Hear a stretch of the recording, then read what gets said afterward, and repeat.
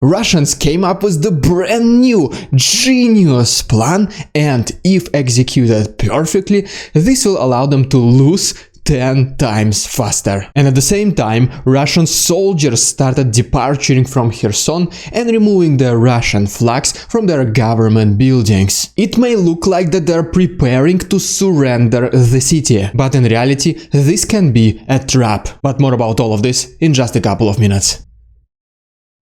What's up, investors? It's the Russian dude, and happy November. And let's go straight to the point and see some most recent footage from Ukraine. And our first video is from Ukrainian pilot who reminds us how beautiful the earth looks from above. Next we go to the capital of Ukraine, to Kiev. And as you can see right here, the city still follows the energy saving protocols. Because as for now, approximately 40% of Ukraine's energy infrastructure is critically damaged, and the people are asked to use electricity only when absolutely necessary. Next we go to Kharkov, and right here we can see the consequences of Russians shelling this city with S-300 missiles. Moving more to the south, to Bakhmut, where we can see a Russian fighter jet being intercepted by Ukrainians. And then here is one more video from Dnipro region. And as you can see right here, Russian/Iranian drone Shahid 136 is being intercepted by Ukrainian air defense forces. And now let's see a little bit more footage from the south.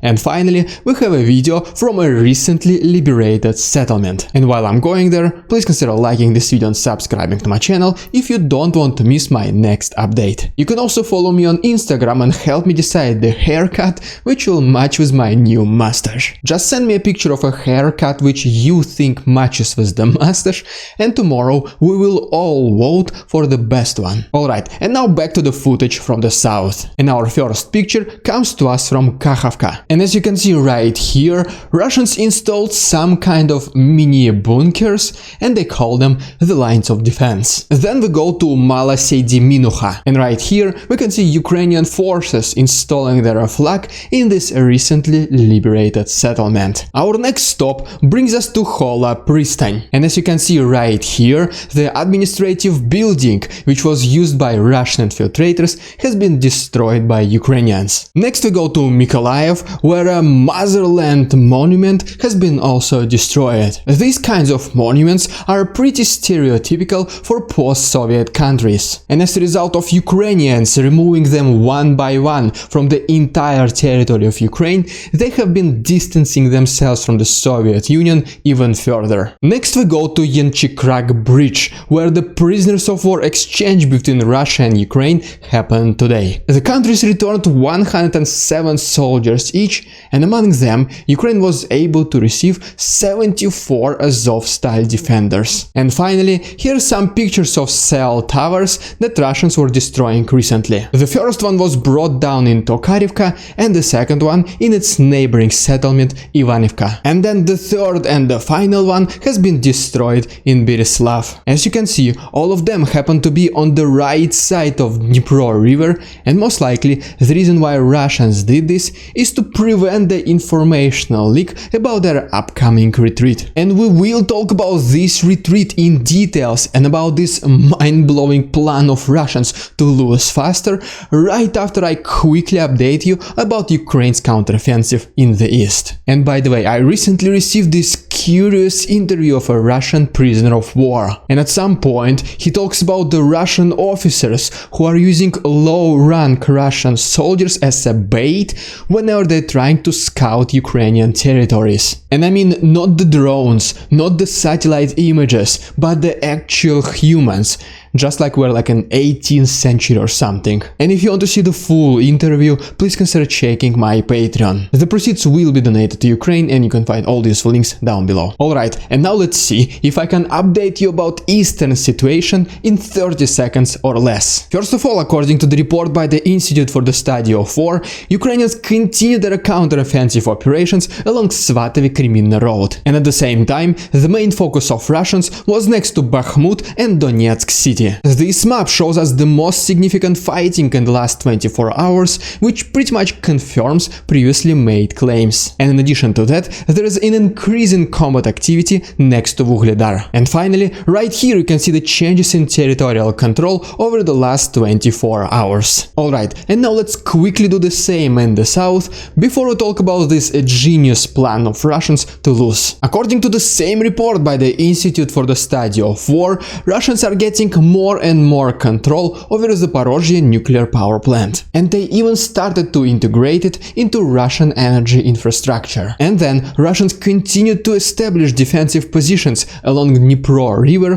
while Ukrainians very slowly advance across the entire Kherson front line. And right here is the map that shows the most significant fighting in the last 24 hours, and as always, these are Posad Pokrovsky, Snegurivka, Davidov Brid and Dutchane. We also had this statement from the Russian infiltrators yesterday, who claimed that the evacuation of civilians from Kherson had been completed, which pretty much allowed us to think that the final step before the battle for Kherson has been taken. And since allegedly there are no more civilians inside the city, or I mean at least those who wanted to escape, they have already been deported by Russians, both countries are now able to use weapons during their combat actions in Kherson. But today, Russian infiltrator in Kherson Kirill Stremausov acknowledged that Russian soldiers will also most likely need to evacuate to the left side of Dnipro river. We then even have videos like this, which show us that there are no more Russian flags on top of administrative buildings inside Kherson city. And the way Russians explained it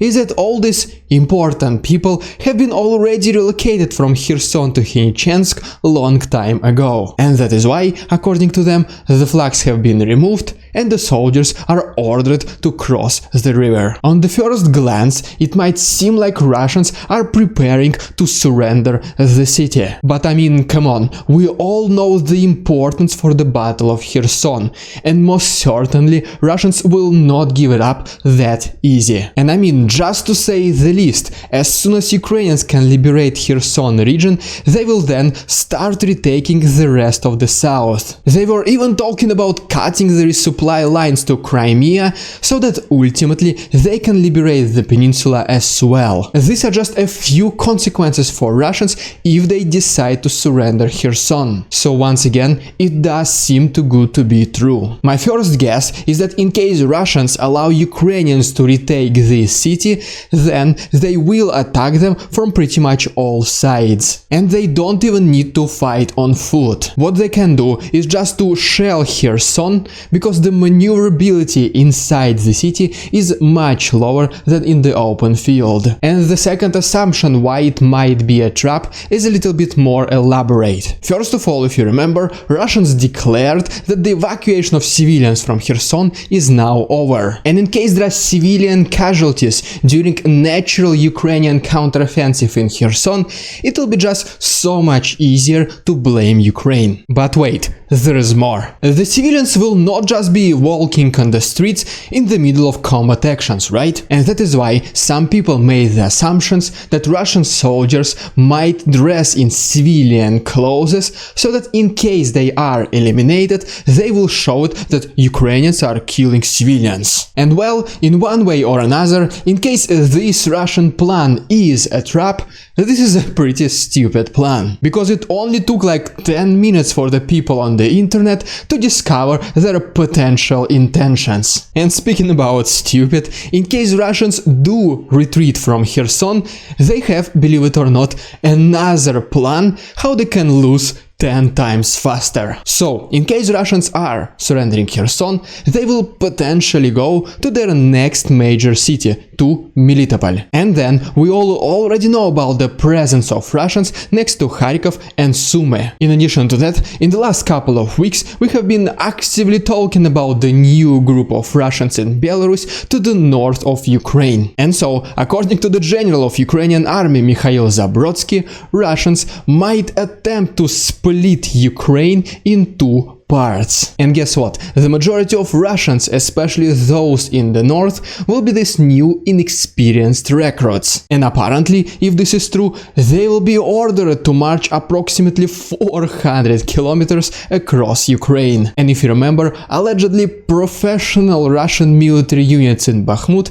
can advance only as much as 100 meters per day. And I mean, okay, let's be advantageous here, and let's say so these new recruits can advance 50 meters per day. And so as a result we have 400 kilometers multiplied by 1000 meters. This is 400,000 meters divided by 50 meters equals, so it will take approximately 8,000 days for Russians to execute this plan. Ukraine is expected to win, or at least inflict critical damage, somewhere during next year. So I think 20 years for Russians is a little bit too much. As always, you can access all the maps that I was drawing today and additional materials in our Discord. The link will be down below. And if you want to support me financially, please consider becoming my channel member, use a PayPal link or become my Patreon. Choose whatever option is more convenient for you, and all the useful links can be found to my right and down below. Thank you so much for your attention, товарищи, and see you tomorrow.